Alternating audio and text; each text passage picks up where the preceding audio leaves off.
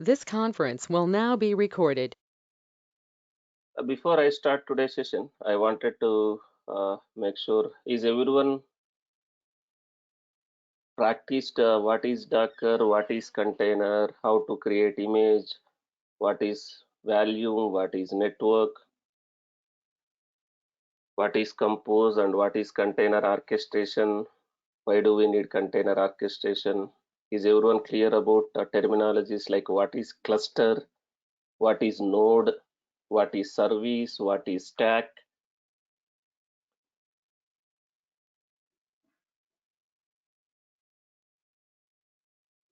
So we discussed almost 18 days. Each day, I think minimum 1 hour 45 minutes. Some days I took even 2 hours. So almost more than 30-35 hours, close to 30-35 hours we discussed only on Kubernetes. We tried to touch each and every point in 30-35 hours only on Docker, and each and every point we thought of discussed in detail. But unless until you practice, that is of no use. Okay. So if you are familiar with containers, it will be very easy for you to understand and implement container orchestration. If you don't know what is container, will you be able to understand a container orchestration first of all? No. So I hope you are already familiar what is container, with respect to containers, what is Docker, what is image, what is volume, what is network. I hope you have already practiced. If not, it will be very difficult for you to understand the classes. And also you need to be consistent in the class. What do you mean by consistent? You need to attend each and every session, because one session is related to another session. One topic is related to another topic. The complete DevOps, I am not talking about only Docker, only Kubernetes. From day one till the day 150 also, 150th day of our course also, you need to be available so that you can understand all the concept. That is very important. Even though you have some issues, that is common. Everyone will have some personal emergencies, 1 or 2 days, 3 days, fine. But once you come back, you should recover those classes by went through the recording so that you can continue. Kubernetes is very, very important. So I am expecting everyone you to attend all the Kubernetes sessions without missing a single session. If you miss, you are going to lose the opportunity. So what is the meaning of opportunity here? Nowadays, there are a lot of openings on DevOps. But if you see any opening on DevOps, if you are seeing that JD, job description, or JD, what they are looking for, are they saying they should have a knowledge on Docker, they should have a knowledge on Kubernetes? Are they mentioning JD in the JD, saying that Docker is required, Kubernetes knowledge is required? Yes. So if you know Docker's Kubernetes, you will have lot of opportunities, lot of calls. At least you will get the calls. But the clearing the interviews is depends on how good you have practiced, how good you have attended the classes, how much you have practiced, how much assignments you have done. The clearing the interviews is one thing. That depends on how good you have practiced. Did you attended all the classes, understood all the concepts? Then how much you practiced? Based on that, you can crack the interviews. Okay. So utilize this opportunity. That's what I wanted to tell, because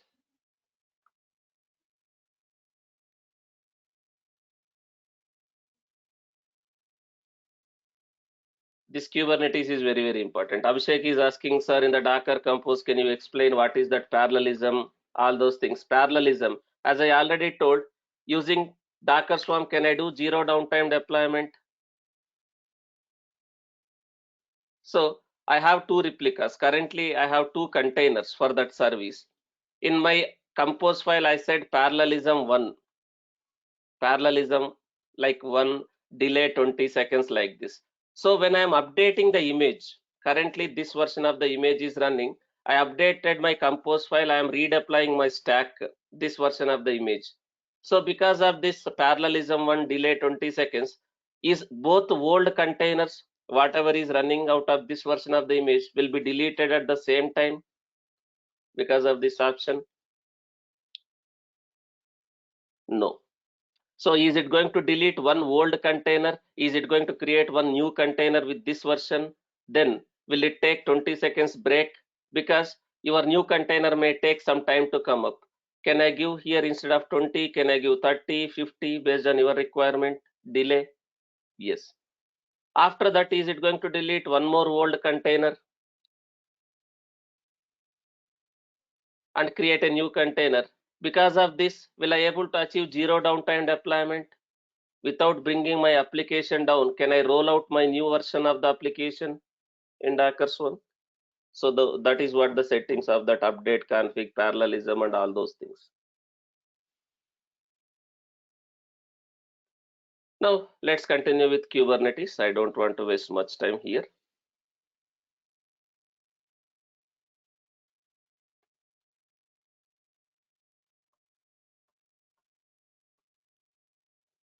Guys, Kubernetes is very, very important. And again, I am telling, with whatever Kubernetes content I am covering, it's very vast. You can crack even CKA exam also. You can crack CKAD, Certified Kubernetes Application Developer Certificate, and you can crack CKA, Certified Kubernetes Administrator also. But to do that, you need to attend all the sessions, you need to practice a lot. That CKA and CKAD is completely scenario based questions, like a practicals. It is not like a multiple choice question. They are not going to ask one question. They are not going to give some options where you can select. It is not like that. They are going to give one scenario, one use case. You need to do that. You need to implement that scenario or use case using all the Kubernetes concepts, whatever is expected to learn. So Kubernetes, I am going to cover in and out. It may take 40 hours, close to 40, 45 hours it will take. More than 25 sessions I may need. If you understood, if you practiced, if you attended all the Kubernetes sessions, you can become expert in Kubernetes. You can crack CKAD and CKA also. Keep in mind that, and don't miss any session, and practice every day. Every day, whatever has been discussed, practice multiple times.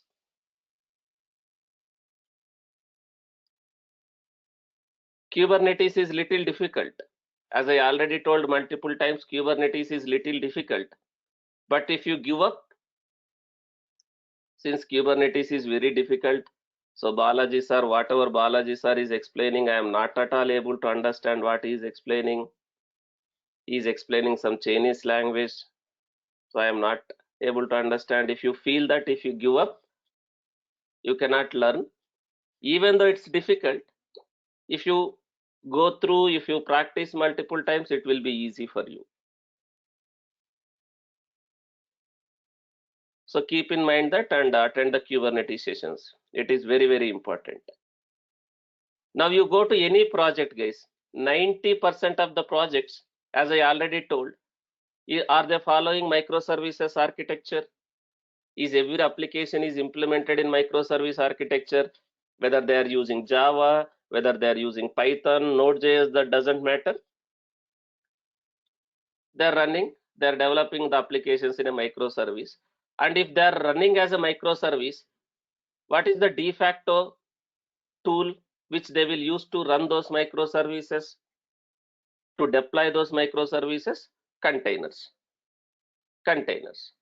So if it is a container, do you need to be familiar with the containerization, container orchestration like Docker, Docker Swarm, and Kubernetes? Yes. So as I already told, which one is widely used container orchestration tool in the market compared to all the tools whatever is available? Kubernetes. Container orchestration. I'm saying container orchestration, Kubernetes. So this is very, very important. With that background, let's try to understand what is Kubernetes, what is the advantages of Kubernetes, what is the architecture of Kubernetes, Kubernetes components, like what is namespace, what is pod, what is deployment, what is daemon set, what is service. In Kubernetes, we'll try to understand all those things. Now, also we'll try to understand how to set up the cluster and all those things. So first, what is Kubernetes? As I already told, Kubernetes is what? Orchestration engine. It is a container orchestration software. Kubernetes is an orchestration engine, an open source platform. Most importantly, open source. What is the meaning of open source? Is it free?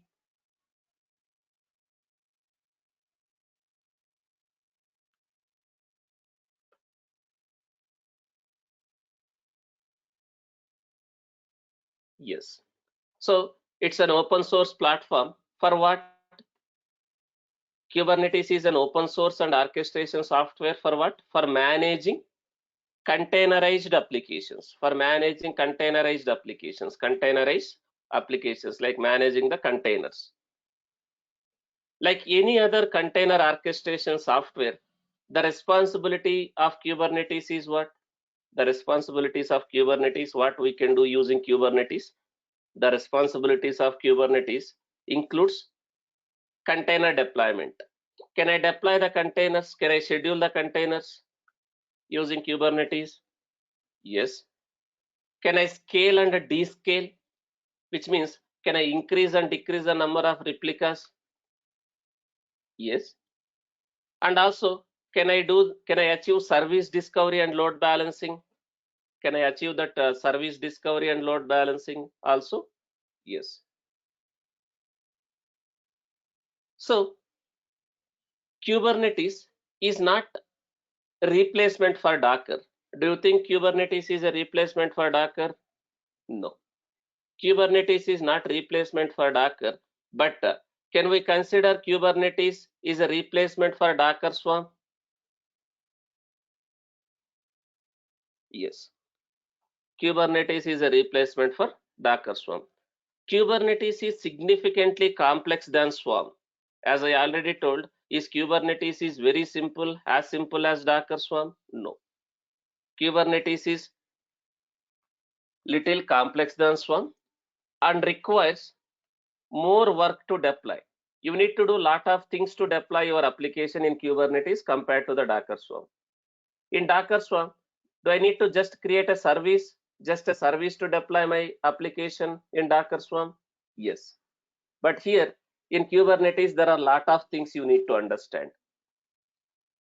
In Kubernetes, there are a lot of concepts like pods, deployments, services, replica sets, daemon sets. There are a lot of things to understand and deploy.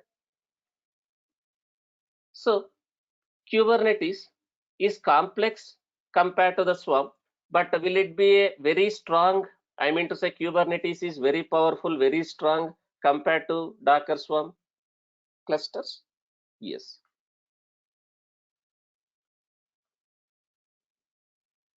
Kubernetes is born in Google, which means who implemented Kubernetes initially? Google. Born in Google. So this Kubernetes is also one application, one software. In which programmatic language they have written this Kubernetes? Golang. Guys, Docker and Docker Swarm is also one software, one application that is also developed using some programmatic language. So Docker is also written in which programmatic language? Go language only. So this Kubernetes is also implemented in Go language, born in Google. But Google donated Kubernetes to CNCF. Later, Google donated to Google donated this Kubernetes to CNCF.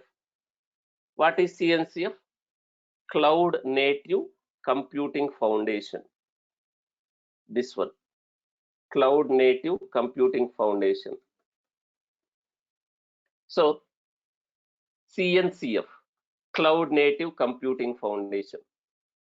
So as of now, who is managing and who is owning the Kubernetes? As of now, who is managing and who is owning the Kubernetes? CNCF, Cloud Native Computing Foundation. So initially Kubernetes is developed by Google. Initially Kubernetes is developed by Google. Later they donated to CNCF. Now CNCF is owning and managing the Kubernetes. So Cloud Native Computing Foundation serves as the vendor for neutral home for many fastest growing open source projects, including Kubernetes, Prometheus, and all those things. So as of now, who is owning and contributing, maintaining Kubernetes and Prometheus software also like this? CNCF. They are managing and maintaining open source projects. They are managing and maintaining open source projects like Kubernetes and Prometheus. Before Kubernetes donated to CNCF, right? All the Google applications, like most of the Google applications also, whatever applications we are going to use in day-to-day life from Google, are these applications also managed by Kubernetes within their data centers? Are they running their applications as their containers, and are they using this Kubernetes to manage their softwares also? Like we use Google, Gmail, OneDrive, YouTube, all those things, G Drive, yes. So most of the applications of Google also running as a containers. Most of the Google applications also running as containers, and they are managing using Kubernetes. So Kubernetes is initially developed by Google, used by Google initially. Before Kubernetes is available in the market, which means before Kubernetes is available for other IT applications and projects, is Kubernetes is already used internally by Google? Yes. So Google initially developed Kubernetes. Later they donated to CNCF. When they donated to CNCF? In 2014. So Kubernetes version 1.0, Kubernetes first version, Kubernetes software version 1.0 is released on July 21, 2015, which means the first version of Kubernetes is released to market when? In July 21, 2015, which means is Kubernetes is available for other IT applications and projects from when people started using Kubernetes? 2015, after 2015 only. So how old the Kubernetes software is from now?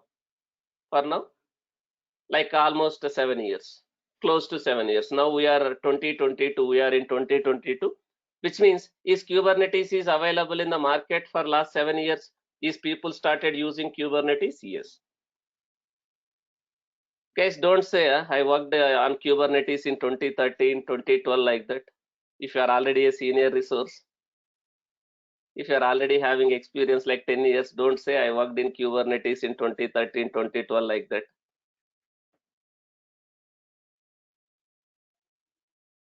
So it is available in the market from 2015. So what is the current stable release?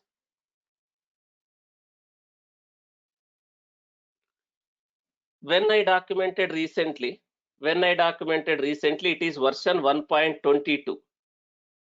When I documented this recently, it is version 1.22. Just last month, I think they have released a new version. So this is the official website of Kubernetes. This is the official website of Kubernetes. This is the official website of Kubernetes, kubernetes.io. So you can see everything, each and everything.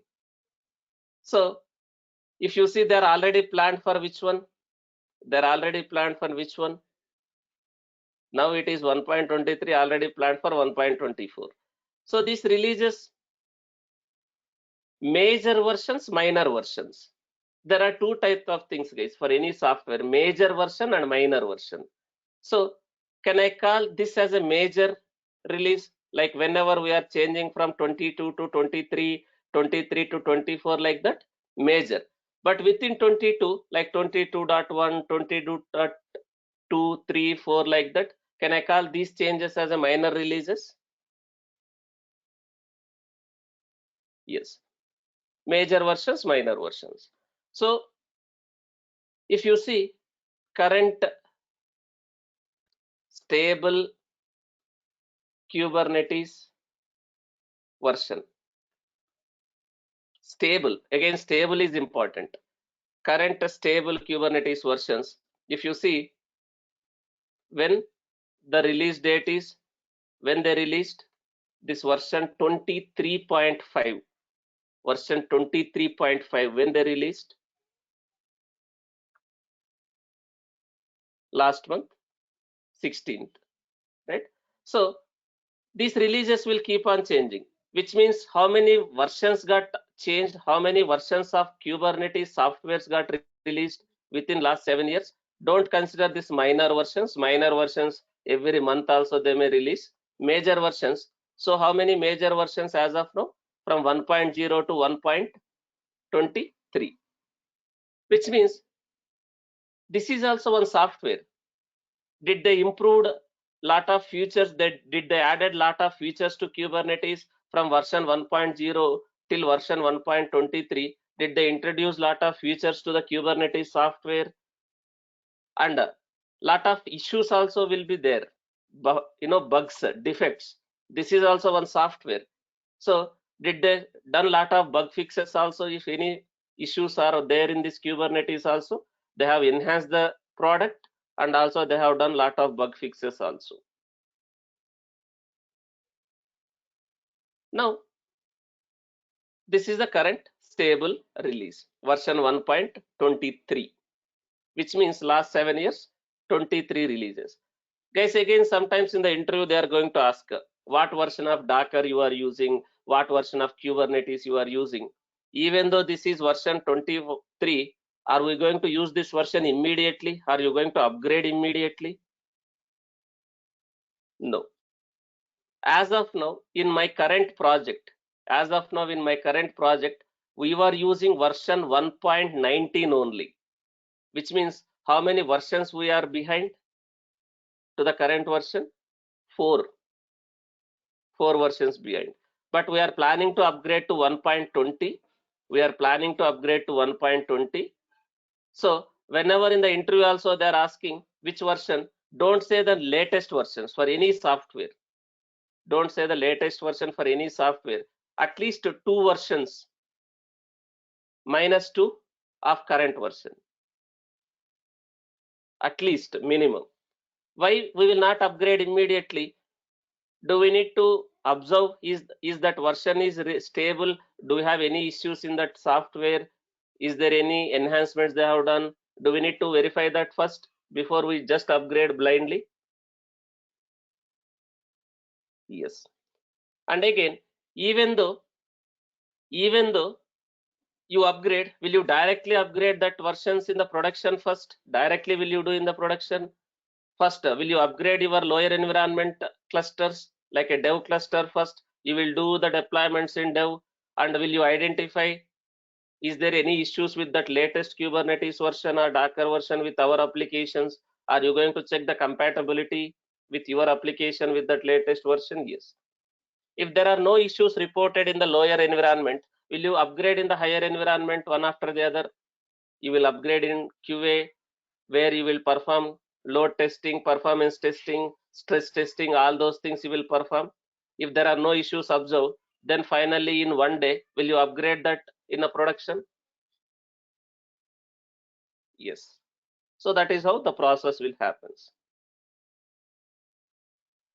That is how the process will happen. Okay. So familiar with these type of things also, because in the interviews any type of question can come. But these are, you no need to be an expert in that subject. Do you need to apply minimum common sense? Like, are you going to directly do in production? If you have minimum common sense, will you go and do directly in production? Will you impact your end users directly? No. So do we need to do some thing in the local environments first? Then we will go to the higher environments. Okay, that is how it works. Now, I need to update this document. Now, what is the current version? Version 1.23, major version. This minor one, 1.23.5.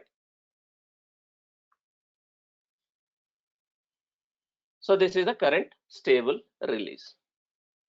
Now, the features of Kubernetes. What are the advantages, or what are the features of Kubernetes?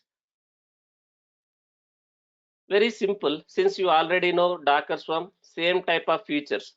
Will I able to do automated scheduling, which means using Kubernetes, can I schedule my containers here in the cluster? Automated scheduling. Does Kubernetes provides one scheduler to launch containers on the nodes? Does Kubernetes will have some scheduler who can schedule my containers to the cluster nodes? Who will schedule my containers to the cluster nodes? Yes. So there is a automated scheduling. Kubernetes provides advanced scheduler who can schedule the containers on the cluster nodes. Again, is Kubernetes is also implemented in a cluster background, which means will I have a multiple servers which will participate in that Kubernetes cluster, some machines as a masters, some machines as a workers again here. Kubernetes also implemented in a cluster background. We will have multiple servers. Some servers will be acting as a masters. Some servers will be acting as a workers in the cluster. Will I able to schedule my containers on the nodes which is part of my cluster using Kubernetes? Will it have a scheduler to schedule the containers? Yes. Self-healing capabilities. What is the meaning of self-healing capabilities? In general English, plain English, what is the meaning of self-healing?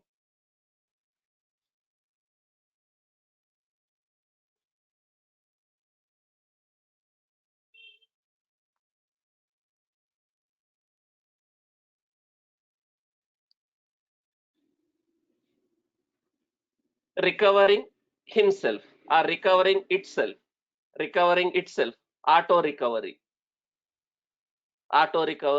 or I can say fault tolerance, self recovery, auto recovery, or fault tolerance. So does Kubernetes is capable of rescheduling or replacing or restarting the containers which are died, which means for some reason your containers are stopped or died? Does Kubernetes is capable of rescheduling, replacing, or recreating the containers which are died? Yes. If something goes wrong with your containers, does that container will be recreated or restarted automatically? Here also yes. And automated rollouts and rollbacks. So Kubernetes supports rollout, rollback. Some general English knowledge also required here. What is the meaning of rollout? What is the meaning of rollout? Kubernetes supports rollouts and rollbacks of your application. What is the meaning of rollout? Rollout, can I call that as a release? Can I call that rollout as a release, releasing the new version, new feature? Yes. Using Kubernetes, can I roll out, can I release my application as a container? And again, with zero downtime, without bringing my application down also, can I roll out the new version of my application software? Yes. And so if something goes wrong, can I roll back Can I roll back to the previous state, previous version of the application? If something goes wrong with the latest version, can I go back to the previous version of the application also? Yes. So Kubernetes supports rollouts and rollbacks for the desired state of the containerized application. We can do the rollouts and rollbacks. And also, does it support the scaling and load balancing of your containers? Horizontal scaling. Kubernetes can scale up, scale down the application containers as per the requirements. I can scale up and scale down. But what is the one more advantage in Kubernetes? Will I able to scale automatically also based on the load on your application container? Based on the load on your application container, will I able to increase and decrease the number of containers in Kubernetes? And if I have a multiple replicas, can I achieve the load balancing also within the cluster, that service discovery and DNS? Yes. So these are the features: service discovery and load balancing. Service discovery and load balancing. With Kubernetes, you no need to worry about networking and communication. You no need to worry about networking and communication, because Kubernetes will automatically assign IP addresses to containers, and also a single DNS name, kind of a service name, single DNS name, kind of a service name for set of containers. So that can load balance the traffic inside the cluster. Within the cluster, can I use that name, kind of a service name, that is your DNS name? Can I use that DNS name instead of using any IP, your container IP or service IP? Can I use that service name within the cluster for accessing one application with other application? Yes. So that can load balance the traffic inside the cluster. So we have a DNS also within the cluster. We have a service discovery and load balancing. Service discovery is nothing but DNS within the cluster. So do I need to worry about IP addresses? Do I need to worry about what is my container IP or what is my system IP within the cluster? If I want to access one application, do I need to identify or use IPs myself? No.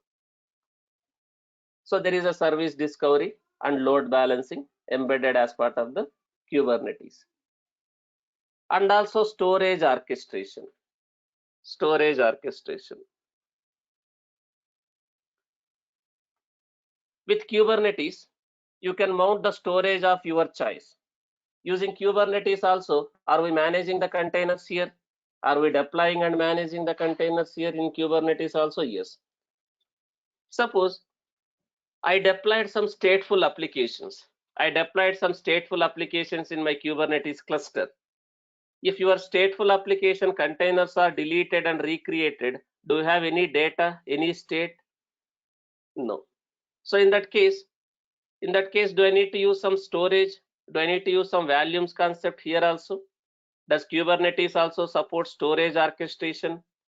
Which means with Kubernetes, can I mount whatever storage system like a EFS, NFS, local volumes or EBS volumes like that to my containers in Kubernetes also? Yes.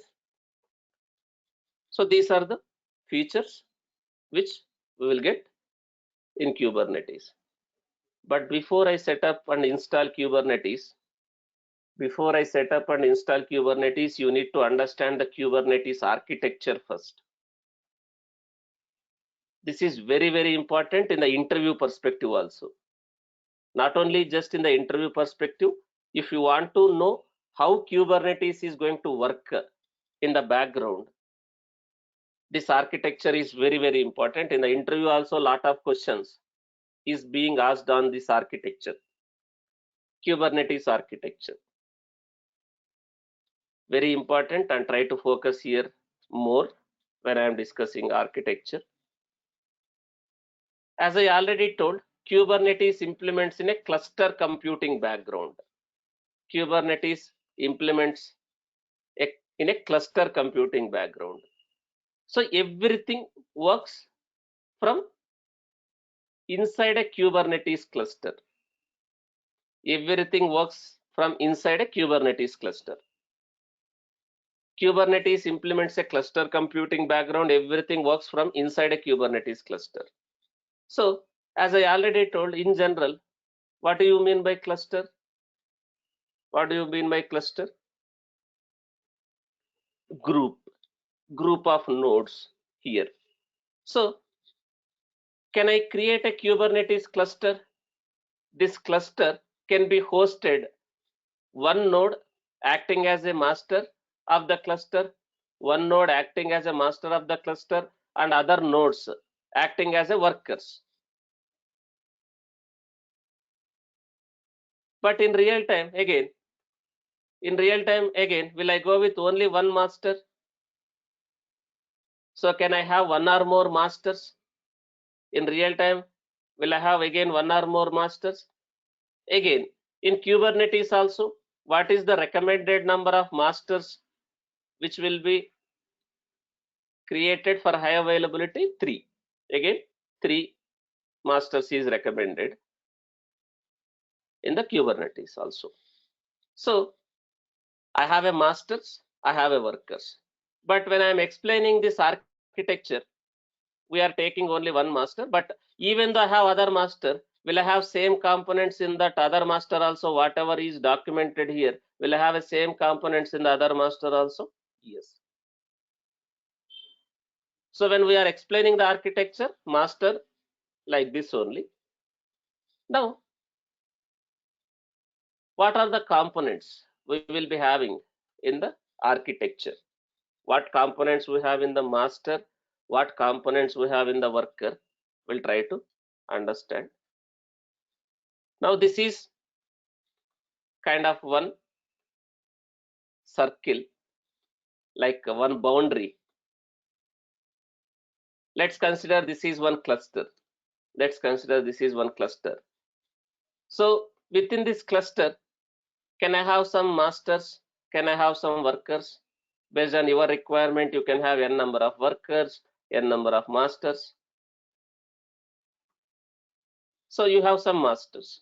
It's a group of nodes. So this is one server. This is one physical machine or virtual machine. This is another physical machine or virtual machine.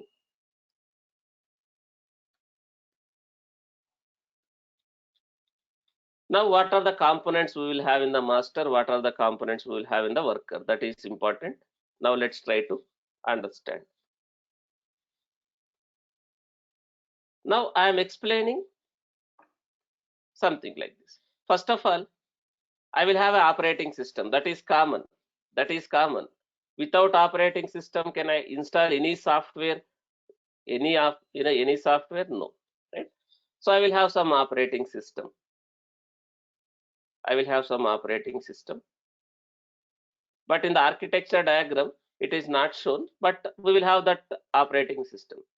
Can any server exist without operating system? At least you need operating system, right? One operating system that can be Linux, Windows, Mac, whatever it is. I have some operating system. Now, Kubernetes is a container orchestration software. Kubernetes is a container orchestration software, which means in each and every server, do I need to have some container runtime? Do I need to have some containerization runtime? In each and every server of my Kubernetes cluster, do I need to have some container runtime? Container runtime. What is that container runtime?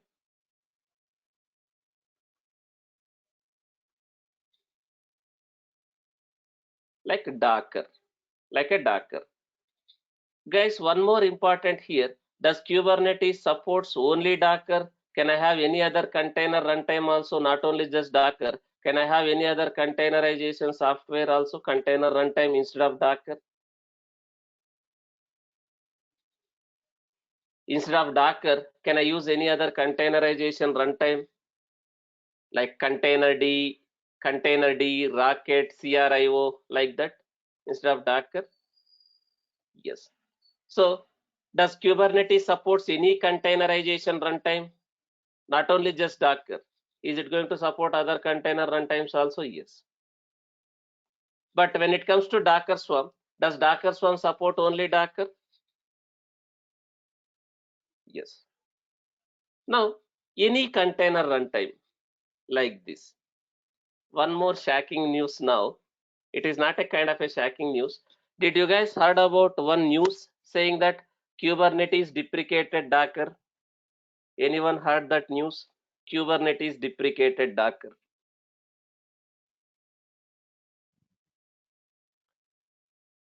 What do you mean by that? Kubernetes deprecated Docker. What do you mean by that? Which means, does Kubernetes is going to support officially Docker anymore as a container runtime? Officially, does Kubernetes is going to support Docker as a container runtime officially anymore in the future releases? No. Sir, what is this? You discussed Docker 18 days and you are saying Kubernetes is not supported by, Kubernetes is not going to support Docker. Does it mean all the 18 days, whatever has been discussed, it is of waste? It is of scrap?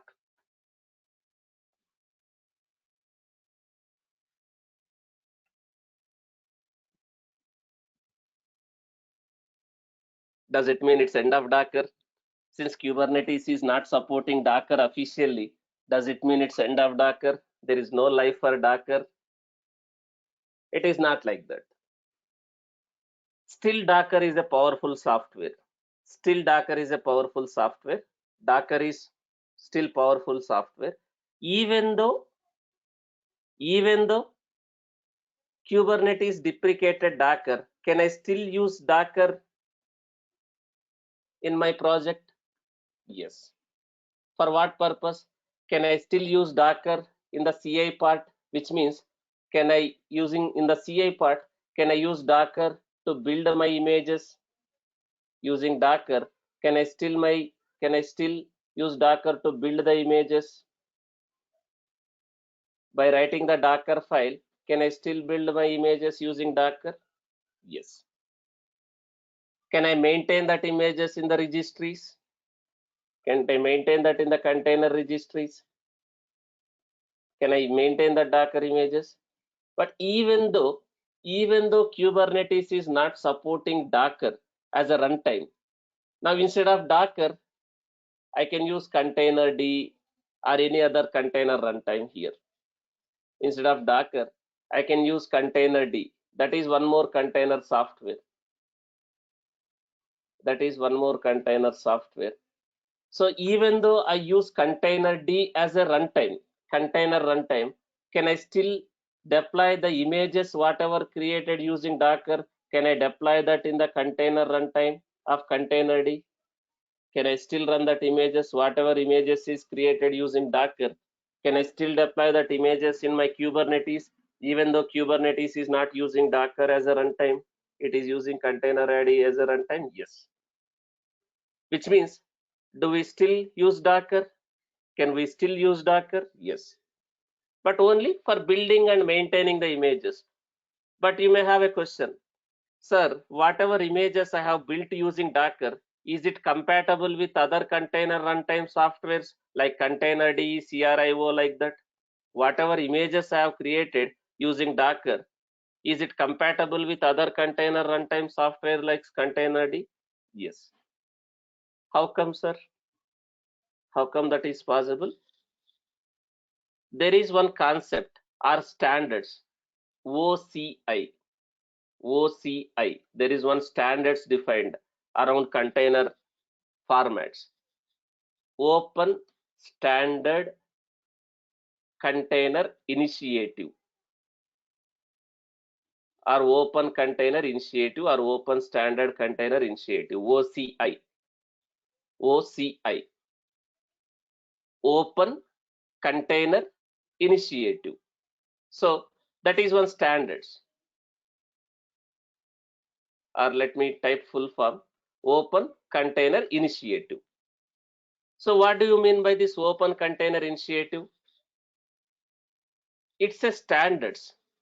Open container initiative is a governance structure, which means standards. So this open container initiative is a standards defined around, it's a defined, it's a standards defined around industry standards defined around container formats and runtimes. This OCI is a governance structure, which means standards, industry standards defined around container formats and runtimes. So this OCI is established in 2015. This governance is established in 2015 by Docker and other leaders in the container industry.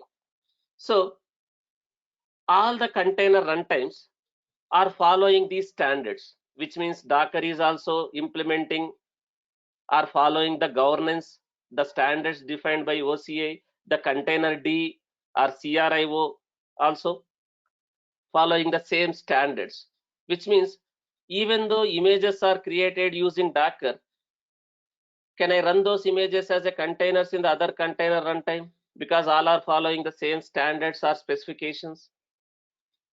If you are from a development background, you can easily understand. There is a concept called interface and implementation. Interface is nothing but a standard. Implementation is basically actual solution. If I am following same interface, same standards, can I implement it differently using different implementations? Yes, right? So this OCI is a standards around open container initiative, is a standards around container formats and runtimes. So because of that, right, will I able to run my container Docker images in the container D also? Container D runtime? Yes. But you may have a question, sir, why Kubernetes deprecated Docker? Still you may have a question. Sometimes in the interview also they'll ask this question, Kubernetes deprecated Docker, why? Why they are deprecating Docker? What is the problem?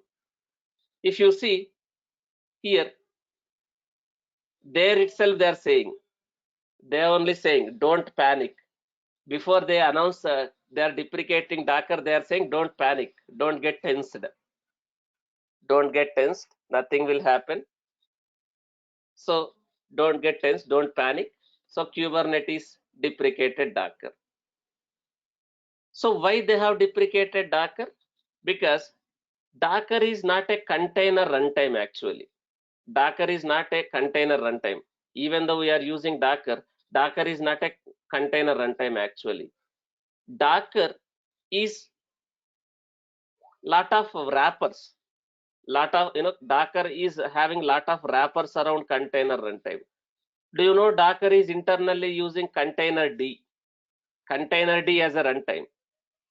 Docker is internally it is using container D as a runtime.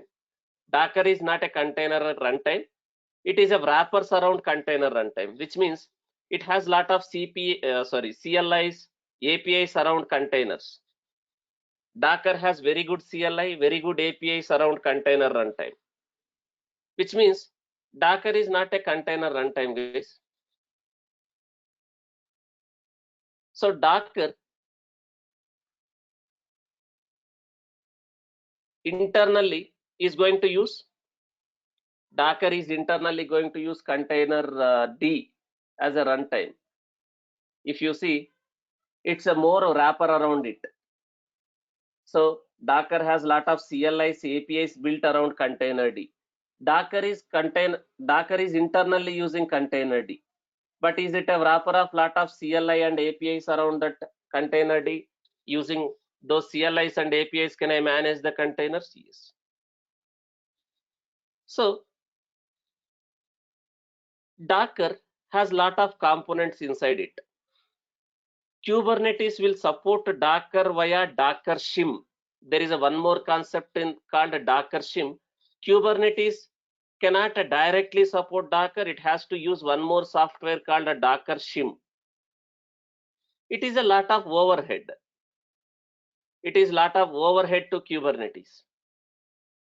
So since Kubernetes also can directly support containerd, do they need to support one more software called a Docker sim just to support Docker? Internally, Docker is again using containerd, so they don't want that overhead. They don't want that overhead to manage one more additional software just to support Docker. So that's why they have deprecated. So in which version they said they are going to deprecate? Kubernetes is deprecating Docker as a container runtime after which version?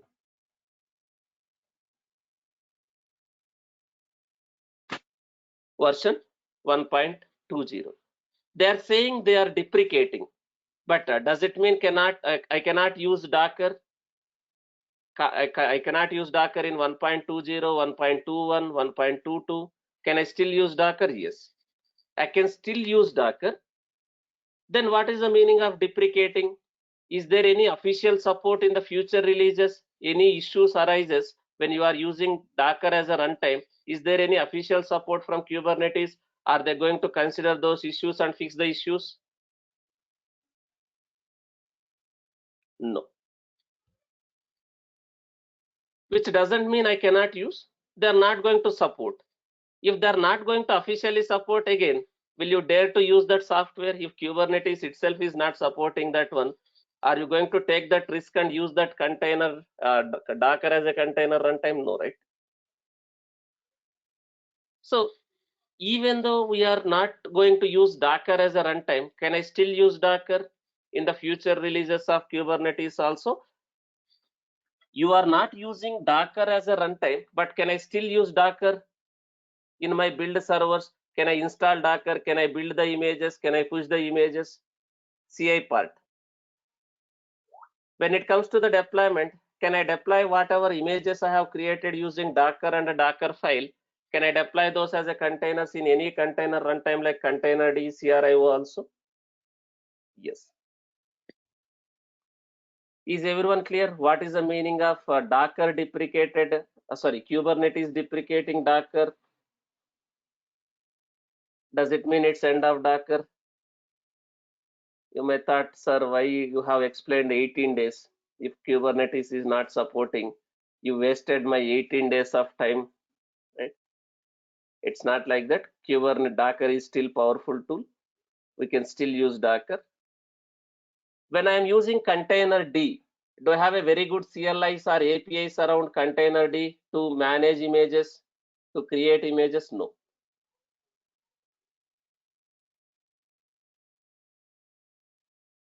So compared to the Docker, does any other container runtime has very good CLIs and APIs to manage? It's not a prank, Venkat, it's real. So now in our YouTube channel also, I have explained why Kubernetes deprecated Docker. What does it mean? What reason? For what reason they have deprecated Docker? And does it mean it's end of Docker? Or can I still use Docker? If I use Docker, where I can use Docker? All these things are explained in detail. I recommend you to go through this video. At least before coming to tomorrow's class, I want you to go through this video. Kubernetes deprecating Docker. What does it mean? Why it is deprecating Docker? Does it mean it's end of Docker? But in this video, I have explained how to set up the Kubernetes cluster using containerd runtime.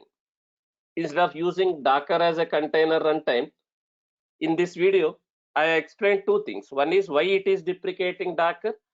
If it is deprecating Docker, how can I set up my Kubernetes cluster using containerd as a runtime? But anyhow, I will explain that setting up the cluster. But I will recommend you to go through this video to understand why Kubernetes is deprecating Docker. Does it mean it's end of Docker? Or if there is a life for a Docker, where I can use, how I can use, all these things I have explained in this video. I recommend you to go through this video. So let me come back to the architecture. Now, in this architecture, Now, instead of Docker, can I use containerd or any other containerization software like CRIO also? Yes. There should be one container runtime in each and every node. Now, what is additionally required in the master node? What is the part of control plane? What components is part of your control plane? What do you mean by control plane? Can I call control plane or master both are same? Control plane or master? Yes. Control plane or master both are same. So what is part of your control plane? I mean to say master. What components we have as per your architecture? Now these are the control plane components, master components. What do we have in the master now? I have a API server. I have scheduler. I have control managers. I have control managers.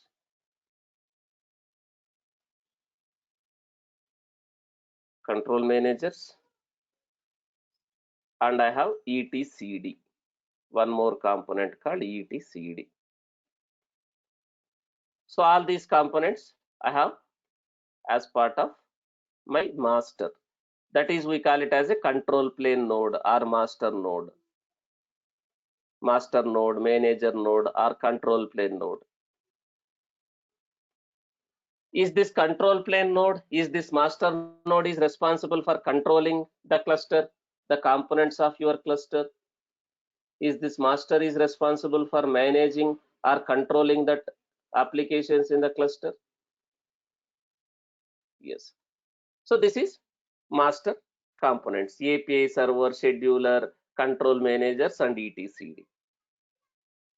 Now, what are the components in the workers?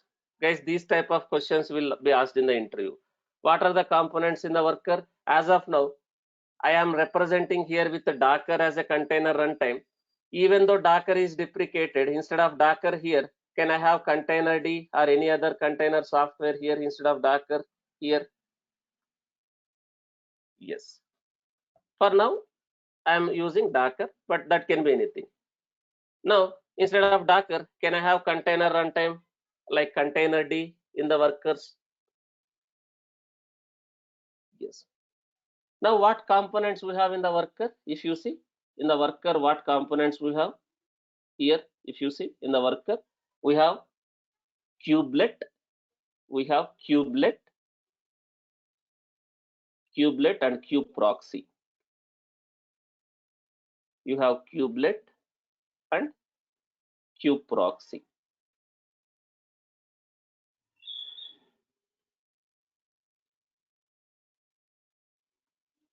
You have a kubeproxy and kubelet in the workers. You have a kubelet and kubeproxy.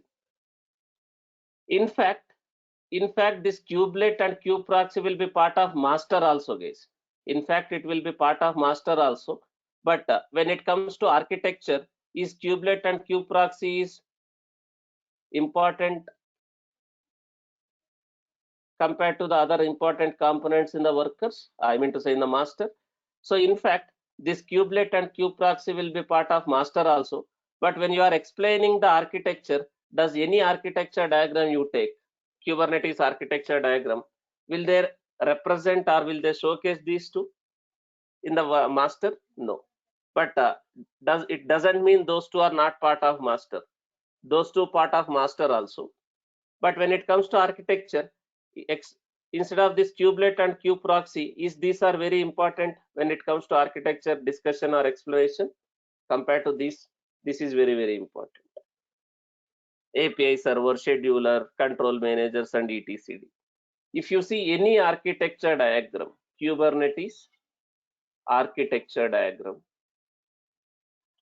you take any Kubernetes architecture.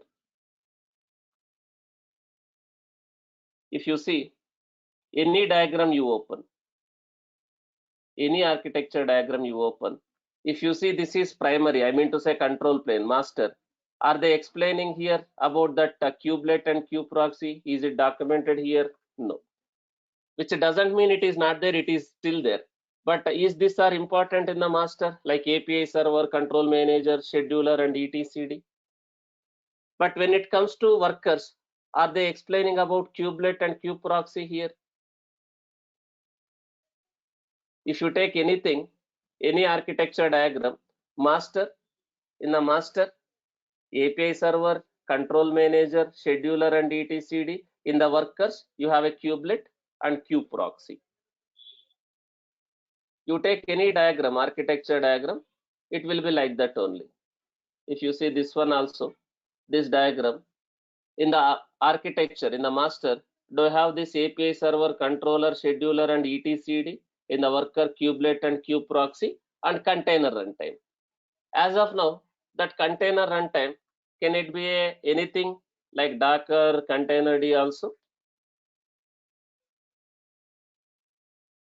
Yes. So these are the components of worker, kubelet, and kubeproxy. In the architecture, in the master, you have a API server, scheduler, control manager, and etcd. Now, what is this API server? These type of questions they will ask in the interview, guys. In the interview, you will get lot of questions on the architecture itself. If you explain the architecture in detail, they will be impressed there itself. So if you explain what is what in the architecture, what is API server, what is scheduler, what is control manager, and what is etcd, what is kubelet, what is kubeproxy, what is the role of each component, why, what is very important. This is not only just for interview purpose. If you know the architecture of any application or any software, whether it's an application, whether it's a software, if you know the architecture, will you be able to easily understand what is happening, how it is working in the background?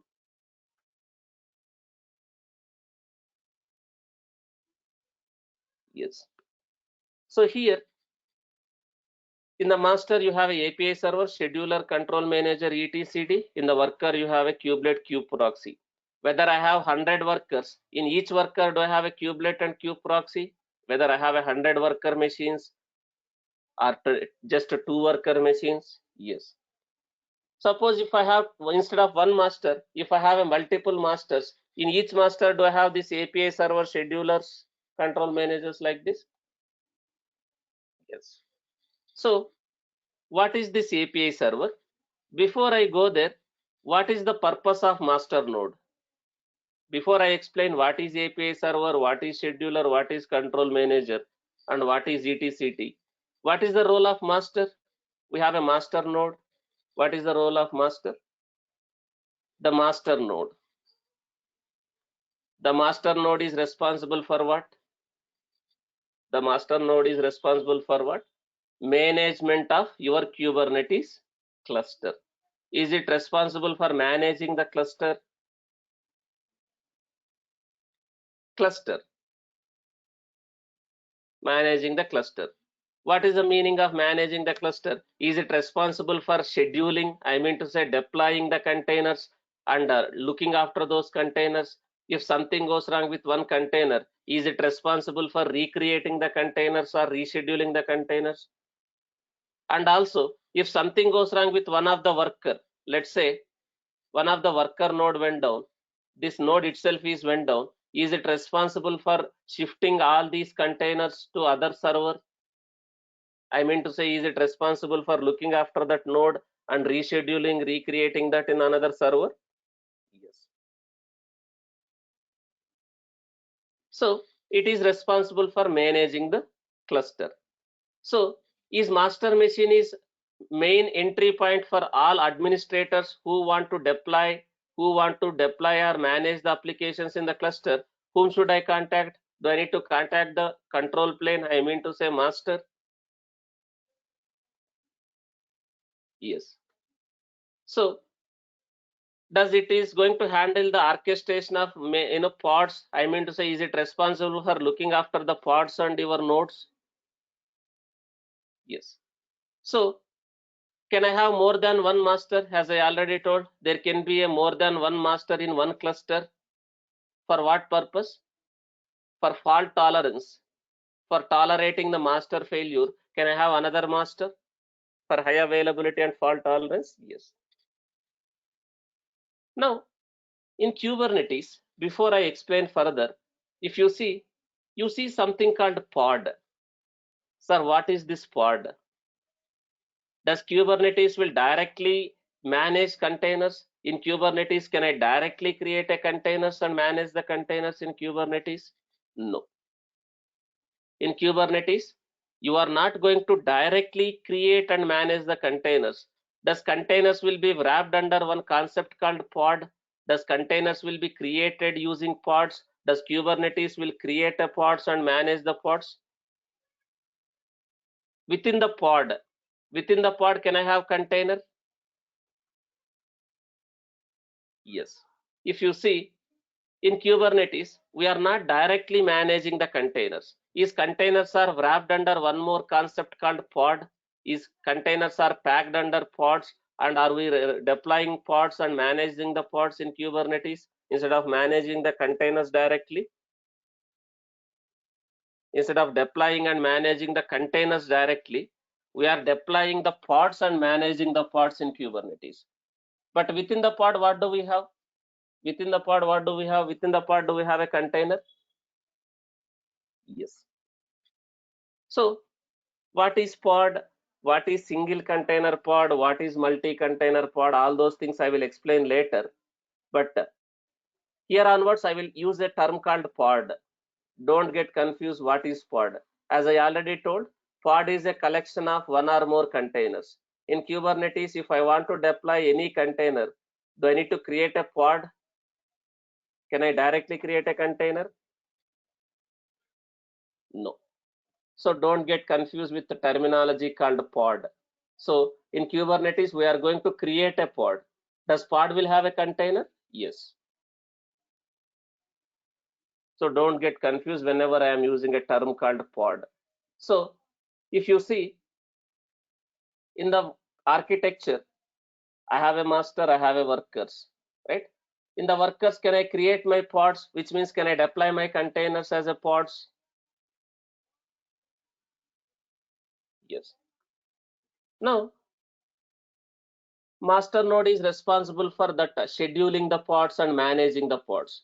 So who is responsible for scheduling, which means creating or deploying the pods and looking after that pod containers? Master. So in master, what is these components? What are the important components you have in the master? API server. In the master, one more important component. These are the components of master. In the master, there is a component called API server.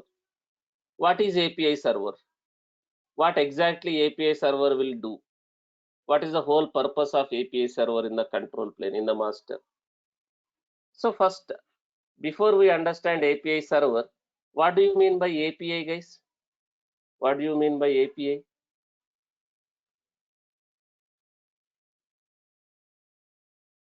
What is the full form of API?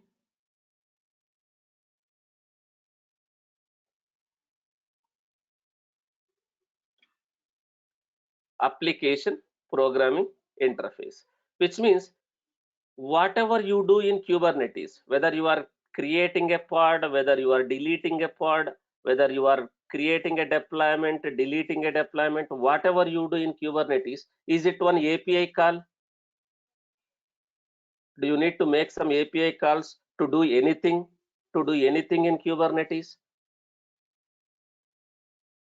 Yes. So do I have all those APIs? Do I have all those APIs running in my Kubernetes control plane?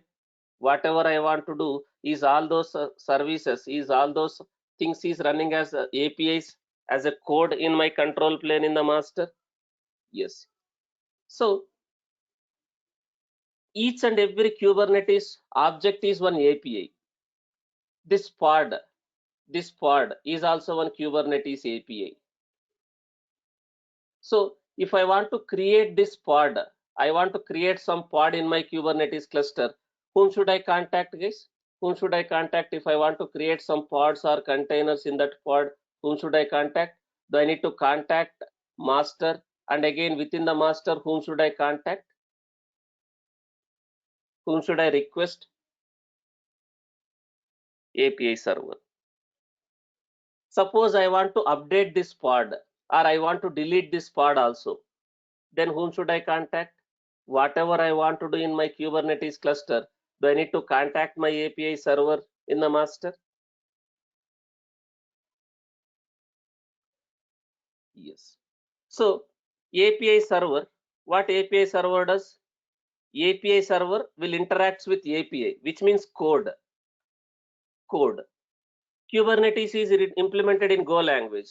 Does it mean do I need to learn Go language if I want to manage Kubernetes cluster? If I want to deploy applications in Kubernetes cluster, do I need to learn Go language? Not required. So Kubernetes API server will interact with API. Internally, it will be interacting with APIs. So can I call this Kubernetes API server? Can I call this API server as a front end for all my Kubernetes operations? Whatever I want to do in my Kubernetes cluster, can I call this as a entry point or front end? Whatever I want to do in this Kubernetes cluster, whatever I want to do in this Kubernetes cluster, whom should I contact? I want to contact the API server. The API server. So can I call this as a communication center? Communication center for developers or system administrators who, like developers, if they want to develop, if they want to deploy their application, if I want to deploy their application, does the developer need to contact API server to deploy the application or update the application, delete the application? I mean to say containers. Yes. And also, is it a communication for system administrators like Kubernetes administrators to do the administrative tasks like creating a values, creating new servers, granting the permissions? So is this API server is kind of a control plane, or I mean to say front end for Kubernetes operations? Whatever you want to do in this cluster, do I need to contact this Kubernetes API server? Yes. But how to communicate? How to communicate with this API server? This is a client server architecture. Kubernetes is also a client server architecture. This is API server using some client. Can I communicate with that API server?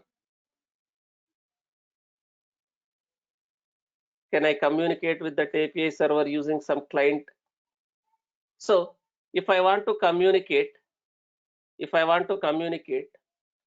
how can I communicate with that API server? If you see that diagram, architecture diagram, if you see that architecture diagram, CLI. Can I use some client software, CLI software?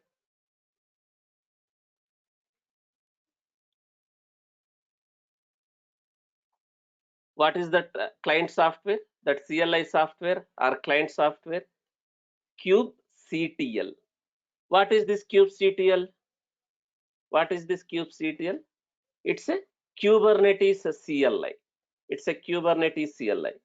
Using kubectl, we can communicate with Kubernetes cluster, which means with whom you will communicate with API server. So you can use CLI. You can execute something like this. If you want to see how many nodes are there, if you want to see how many pods are there in that cluster, I can execute some commands like this. If I want to deploy pod also, I can deploy some pods, something like this. Using these images, I want to create a pod. That pod will have a container out of that image like this. So I can execute CLI commands. But even though I am executing commands in the background, is it going to make a API calls? Is this CLI is responsible for making a API calls to this API server? So I am executing command. But in the background, is it a programmatic call, kind of a REST call, REST API call? It's a REST API call. So this CLI is creating a request and the CLI is passing that request to the API server. So can I call this as a client? Can I call this as a server? Kubernetes client. Now, whatever I do using CLI, does request goes to the API server? Is that API server will validate and process that request? This is a CLI. And also using UI also, can I do that? Can I write some UI internally using that UI? From that UI also, can I make some API calls? Can I make some API calls using that UI? Kubernetes dashboard. Kubernetes dashboard. But are you going to use UI for deploying, managing your applications in the actual projects? Are you going to do using UI? No. But using this UI, using this Kubernetes dashboard or UI, will I able to have an overview about my cluster, which means how many nodes are part of my cluster, how many parts are part of my cluster, whether they are running, whether they are not running. Will I able to have an overview using UI? Yes. So whether it's a GUI, whether it's a CLI, both whether it's a GUI or CLI, in the background, we need to contact whom for getting or updating or deleting anything in the Kubernetes? API server. API server. So whenever I execute any command like this also, first what happens? First request goes to API server. But does this CLI should know where exactly that cluster is running, where exactly that API server is running? Without having that information, does CLI will be able to communicate with this API server? No. So we are going to configure this CLI. We are going to configure this CLI using one file called config file. One file called config file, kube config file. So within that server, in the current user under that .cube folder, I will have one config file. Does that config file, if that config file has this information, where exactly that API server, on which IP, on which port that API server is running, what is the username and certificates to connect to that API server. If I have all those information in this kube config file, in this client machine, any command I execute, is this CLI will use this config file to connect with API server. I mean to say communicate with API server. Yes. So first request goes to API server. What this API server does here? Guys, this is very, very important. Sometimes in the interview also they are asking, you are executing some commands like this. Can you explain what is happening in the background? You are executing some commands like this. Can you explain the flow? How kubectl is reaching or how kubectl is communicating with your Kubernetes cluster? Can you explain all the flow? Sometimes they are asking in the interview. Remember, any command I execute like this, is it going to use this kubeconfig file to identify on which IP, on which port that API server is running? As a which user I need to connect to that API server for authentication and authorization? So this kubectl first make a request to the API server. What this API server does, once the request comes to API server, is this API server will authenticate and authorize the request first. What is the meaning of authentication and authorization? So whoever is requesting, does this user, does this system is known to the API server or not? Is it going to do some kind of authentication whether this system or user is known to the Kubernetes? Authentication, kind of a login. Is it going to validate whether that system is valid, that user is valid or not first? Or is it blindly going to process that request? Is it blindly give the information or update the information blindly? No. First, it will authenticate. If it is authenticated, the user is known to the system. What it does next? What it does next? Authentication is different, authorization is different. Is it going to authorize whether that system or user is authorized to perform that activity, whether he is trying to get the nodes, whether he is trying to get the pods? So will it validate whether that user has permissions? It is not going to give the permissions, it is going to validate the permissions. Is it going to validate the permission, whether that user or system has the permissions to perform that activity or not? Yes. Guys, in the Jenkins also you have done this, right? In the Jenkins, do you have this authentication and authorization? Nexus also you have this authentication and authorization. So same thing.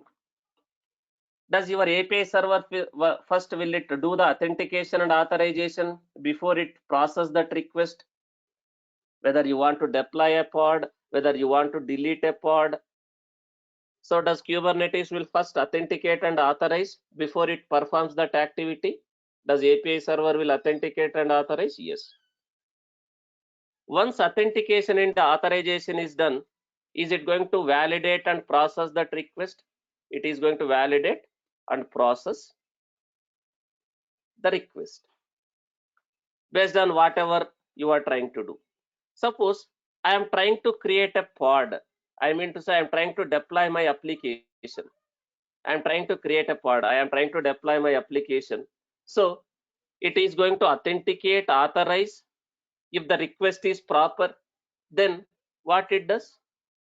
What that API server does, once that is everything is proper, it has authenticated, authorized, and the request data is also proper, then is it going to persist that information in etcd?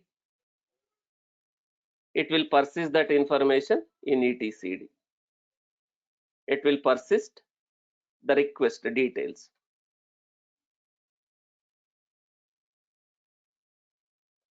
Details in etcd.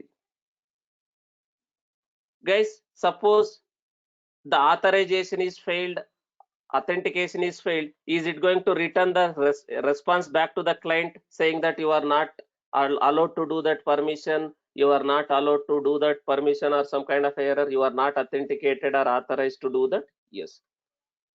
And if he is using some invalid options, incorrect request, then is it going to validate and say you are using some kind of a invalid options or request? Again, yes. If everything is proper, if everything is proper, is that API server is going to persist that request details in etcd? If you are trying to create a pod, is it going to save that pod information in etcd? Yes. Is everyone clear what is CLI? What is kubectl? kubectl is a client. kubectl is a client software, CLI software. Can I use this kubectl to communicate with my Kubernetes cluster, that is API server? Yes. So what is API server? Is everyone clear? What is the role of API server? What exactly API server does in the Kubernetes? Now, it is going to process, authenticate, authorize, then validate and process that request. Whatever request comes to the Kubernetes cluster, it is going to persist that information in etcd. Then what is this etcd? Next question comes. What is this etcd? What is etcd?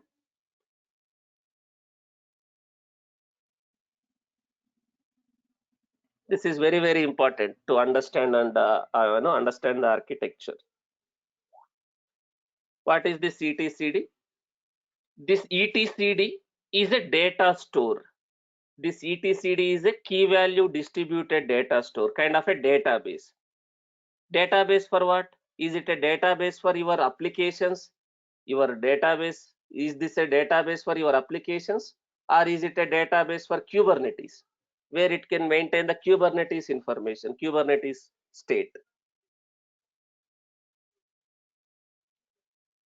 So etcd, this etcd is a key value distributed data store, kind of a JSON data. Key value, etcd is a simple distributed key value store. Kubernetes will use etcd as its what? Kubernetes will use etcd as it's a database to store what information? To store all your Kubernetes information. Just to give an example, what type of information will be stored in the Kubernetes etcd? Is it going to store the information about pods? How many pods are there? Each pod, how many containers? What image is used? And is it going to have a deployments information, services information, how many nodes are part of that cluster? Is etcd will store all that information, your Kubernetes information? Yes. So this is etcd. Now, whenever I am requesting to create a pod, whenever I am requesting to create a pod, whenever I am trying to create a pod or deployment like this using client, is this going to happen? First, is this request goes to API server? Is that API server will authenticate, authorize, and process that request? If everything is proper, is it going to persist that information in etcd? Yes. Then once that information is persisted in etcd, who comes into picture? Suppose I am asking to create a pod. I am asking to create a pod or a deployment, let's say. This will process that request, validate that request, save that request. Then who comes into picture? Here we have a scheduler.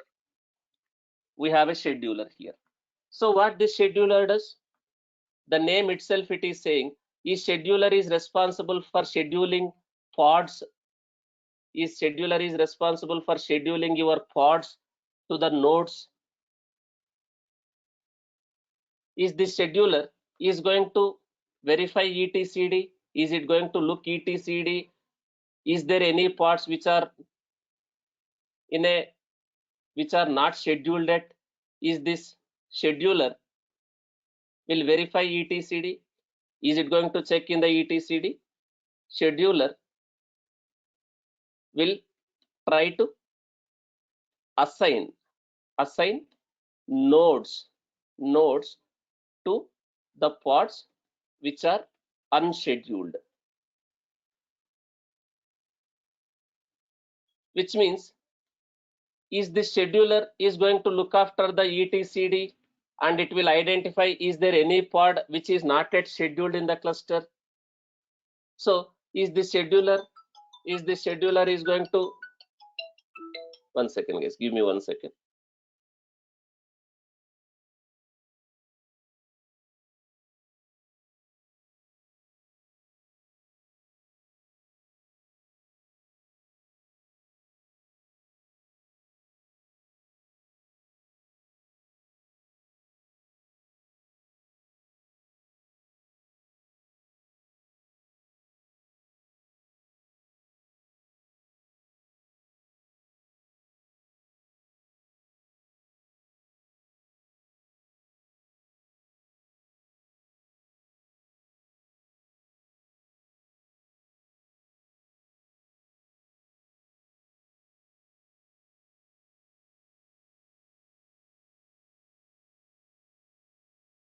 Sorry guys, I'll continue. So this scheduler comes into picture. This scheduler will try to see is there any parts which are not scheduled yet. So is that scheduler is responsible for deciding in which node that part can be scheduled? Does the scheduler will decide in which node that part can be scheduled in the cluster? Yes. So how it will decide? How it will decide is that scheduler is going to communicate with agent software, that is kubelet.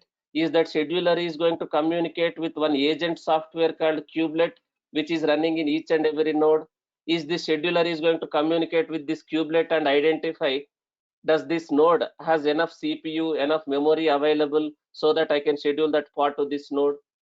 Is this scheduler will communicate with your kubelet, which is running in these nodes, to identify whether I can schedule this pod or not in that node, whether that node has enough CPU, enough memory. Yes. So scheduler will assign the nodes to the pods which are not scheduled, but this control I mean to say this master, who is going to communicate with within the workers or within these nodes, who is with which component, this control plane, like your scheduler or your control manager or your API server, with whom it is going to communicate in these nodes, with whom it is going to communicate with these nodes to manage that, to manage the nodes. I mean to say, to manage the nodes and parts which is running in that nodes, it is going to communicate with whom? Kubelet. So what is kubelet again? What is kubelet? Kubelet is different, kubectl is different. Kubelet is different, kubectl is different. What is kubelet, guys? Kubectl is a CLI. Kubelet is what? Can I call this as one agent software? Kubelet is a primary node agent. Kubelet is a primary node agent that will run on each nodes, in each and every node, including master also. Can I call master also as one node? Master also as one node? Yes. So kubelet is a primary node agent. It will read the container manifest, which will ensure that containers are running, and it will make sure that containers are running in the pod. So is your control plane, is your master will communicate with your nodes with the help of kubelet. Can I call this kubelet as a agent software, node agent, Kubernetes node agent, Kubernetes agent, or can I call this as a Kubernetes agent or Kubernetes node agent, this kubelet? Yes. So the scheduler will just decide in which node that pod can be scheduled.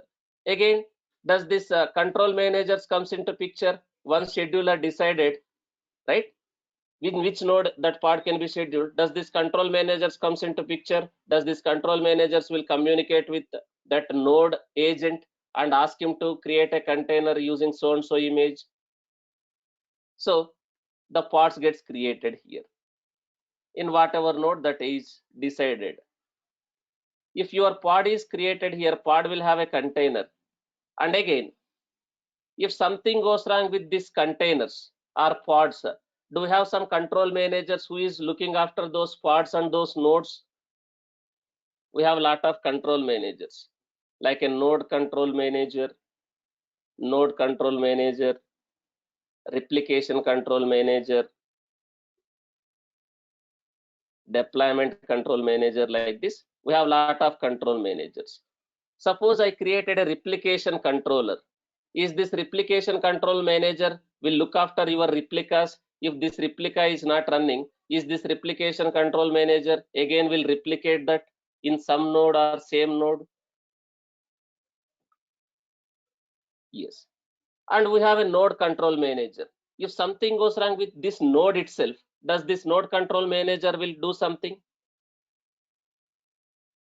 You have a lot of control managers, like a node control manager, replication control manager, deployment control manager, lot of control managers. Each control manager will perform some activity. Suppose if something goes wrong with this node itself, does this node control manager comes into picture? Is this node control manager is responsible for noticing if node goes down? Is it responsible for noticing and doing something if any node goes down? Yes. So what this node control manager does, for some reason this node itself is down, maximum what that node control manager does, is it going to recreate or reassign these parts to other nodes? Yes. Suppose node is healthy, I created a replication controller. To deploy this pod, I created a replication controller. Is that replication controller is responsible for managing this pod replicas? If this replica is down, is it going to replicate again, that replication control manager? So we have a lot of control managers like this. So is everyone clear? the architecture, what is API server, what it does, what is scheduler, what it does, what is control managers. There are a lot of control managers like this. Node control manager, replication control manager, replica set, deployment, daemon set. I will explain all these things later. What is replication controller, what is deployment, what is daemon set, we will discuss later. But do we have control managers who is responsible for managing nodes or pods like that? Yes. Is everyone clear? In the master, what is API server, what is the responsibility of API server, what is scheduler, what is the responsibility of scheduler, what is control managers, what is etcd, and what is kubelet. As I already told, what is kubelet, guys? So is your control manager will communicate, will it manage node and pods which are running in that node using kubelet? Is your control manager is going to manage that node using that agent? It will manage node and it pods using that agent, kind of a agent. This is manager, this is agent. Just to make it simple, like you have a agents for LIC, right? You have a LIC, there will be a manager. In the LIC, there will be a manager. You will have some agents. Does that manager will communicate with agents to track how many policies has done? Is the business is achieved like that? Similarly, this is Kubernetes control plane master. Is this control plane will communicate with kubelet, that is agent, to see whether that node is healthy, whether the pods which is running in that node are healthy? Yes. So that is agent. What is difference between kubelet and kubectl? Don't get confused. Kubectl is different, kubelet is different. So what is this kubectl, guys? Kubectl is a CLI. Using that CLI, can I communicate with my Kubernetes cluster? I mean to say that is API server. Now, is it mandatory to have this kubectl also in the master machine? I mean to say, do I need to install this client software also in the master machine? Client server architecture. If you understand the client server architecture, is it mandatory to have this kubectl also in the master? No. Can I have this CLI anywhere? Even in the master also I can install kubectl, or in any other system also, like a developer laptop or a Jenkins server also, can I have a kubectl installed?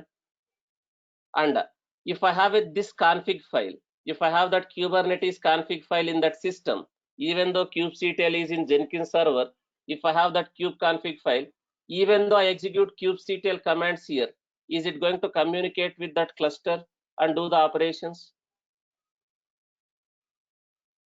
Yes. That is what kubectl is doing, right? People are saying no. I have a kubectl installed in Jenkins server, and if I have a kube config file of that cluster, even though I execute kubectl get nodes, using this kubectl get nodes, is the request goes to this API server and get the information. If I want to deploy, can I execute kubectl commands from this server? Even though this is not a Kubernetes machine, this is not a master, this is not a worker, does this machine can communicate with the cluster and do the deployment in the cluster? Yes. If required, can I install kubectl also in the master?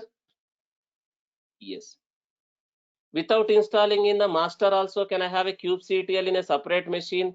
And if I have that kube config file, can I communicate with my cluster? Yes. But if I have a kubectl in a separate machine, is this machine is part of the cluster? I mean to say, is this machine is part of your cluster? Even though you are deploying applications using this machine, is it a master or worker? No. That is kubectl. What is kubelet? What is kubelet?